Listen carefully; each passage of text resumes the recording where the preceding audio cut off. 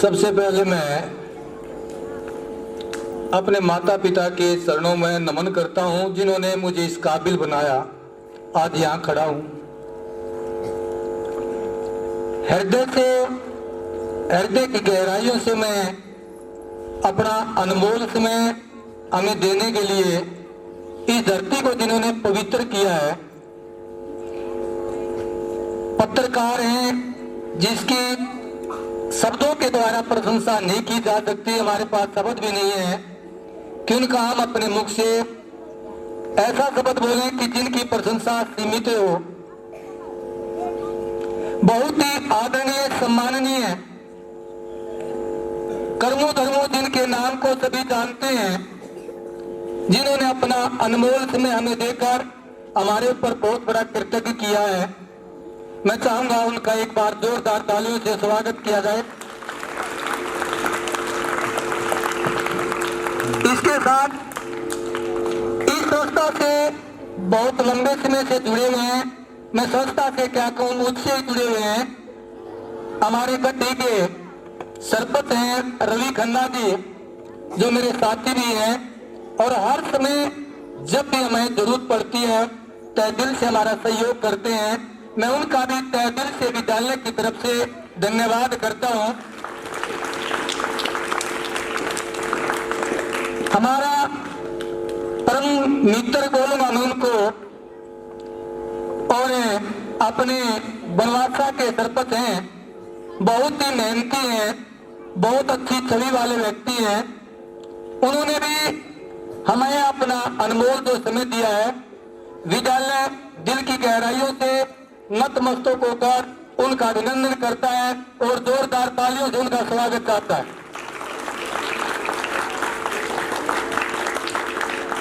और गड्ढी, कालपा और बनवासा से यहाँ विराजमान अपना समय विद्यालय को देने के लिए जिन्होंने यहाँ प्रवेश किया है, बच्चों के साथ जो माता पिता हैं, विद्यालय उन सब का भी दिल की गहराइयों से धन्यवाद करता है। धन्यवाद। आज ये जो प्रोग्राम किया गया है, 6 तारीख को एक टैलेंट हंट के नाम से प्रतियोगिता करवाई थी, जिसमें ये सोच कर कि हमने अपने विद्यालय के बच्चों को प्रतिभागी नहीं करवाया था कि ये बोलेंगे कि भाई अपने बच्चों को निकाल दिया, इन्होंने अपने बच्चों को पेपर बता दिया होगा। इसलिए हमने इस प्रतियोगिता के अंदर खानपुर खुर्द उर्फ गड्ढी, कैलपा और बनवासा के बच्चों को प्रतिभागी करवाया था। लगभग 300 के आसपास प्रतिभागी थे विद्यार्थी, और क्लास वाइज हमने 10-10 बच्चे निकाले हैं। इस प्रतियोगिता से हमने एक बात तो जरूर देखने को मिली कि भी कोरोना काल का प्रभाव जरूर था।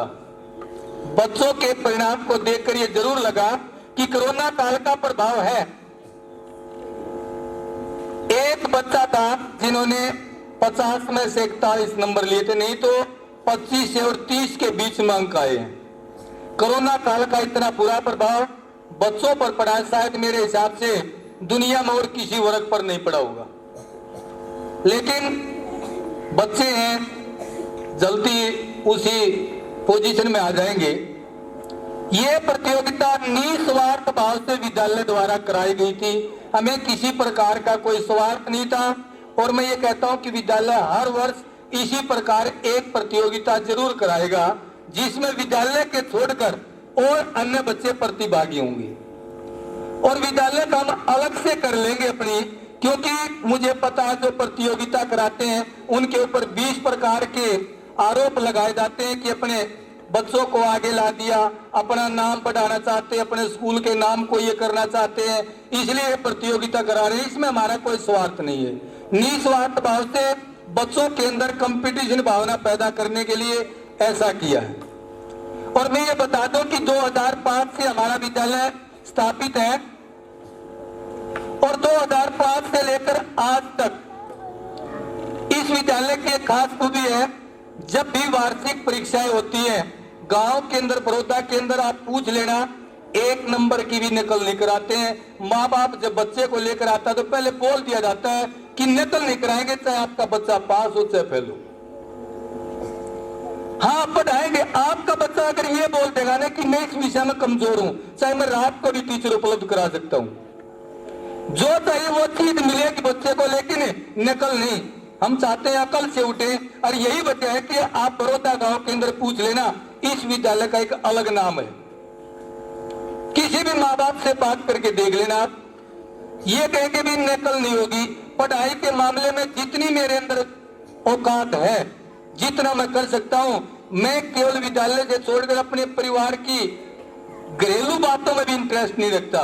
24 घंटे विद्यालय के अंदर रहता हूं, और जितना भी छुट्टियों के बाद बच्चा रखना हो, अतिरिक्त टीचर देना हो, बच्चे को हम पूर्ण रूप से तृप्त करते हैं। और यही वजह है कि हमारे गांव से हजारों बच्चे इस विद्यालय में पढ़ करके आज सरकारी जॉब कर रहे हैं, MBBS का कोर्स भी कर रहे हैं, BTech भी कर लिए, और बहुत ऊंचे पदों पर भी शीघ्र हो जाने वाले बच्चे। तो हमारा प्रयास ये होता है कि ये हमारी नींव है, अगर नींव मजबूत होगी तो महल तो मजबूत होगा। बच्चों को जितना भी विद्यालय दे सकता है अपनी तरफ से पूरा प्रयास करता है, और मैं तो ये इस बात पर अपने स्टाफ को तहे दिल से धन्यवाद करूंगा कि आज इस अध्यापकों की कर्मठता से आज इस मुकाम पर विद्यालय पहुंचा हुआ है। वो एक देसी कहावत होती है कि अकेला क्या तना बाढ़ फोड़े। मैं इस पर पूर्ण रूप से सहमत तो नहीं हूं। उदाहरण बहुत सारे हैं, स्वामी विवेकानंद जी का उदाहरण भी है जिन्होंने अकेले ने करके दिखाया, महात्मा गांधी जी भी हैं जिन्होंने अकेले ने करके दिखाया।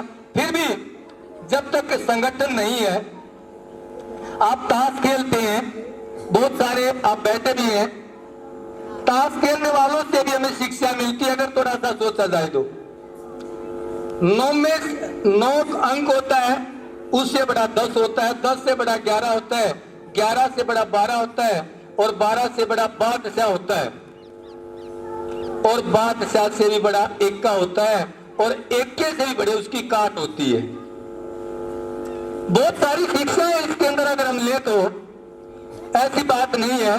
तो मैं आप सभी का, अतिथियों का, जिन्होंने माँ बाप ने जिन्होंने हमें मौका दिया अपने बच्चों के लिए, और एक और बात कहना चाहूंगा मैं, आप एक बार बच्चों को मौका देकर देखिए।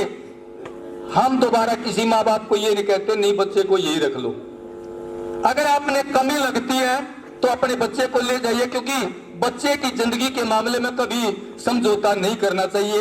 एक बार फिर मैं सभी अतिथियों का दिल से और सभी यहाँ पधारे हुए गांव वासियों का तहे दिल से धन्यवाद करता हूँ। अब मुख्य मंच पर आमंत्रित करना चाहूंगा, आप सभी देख रहे हैं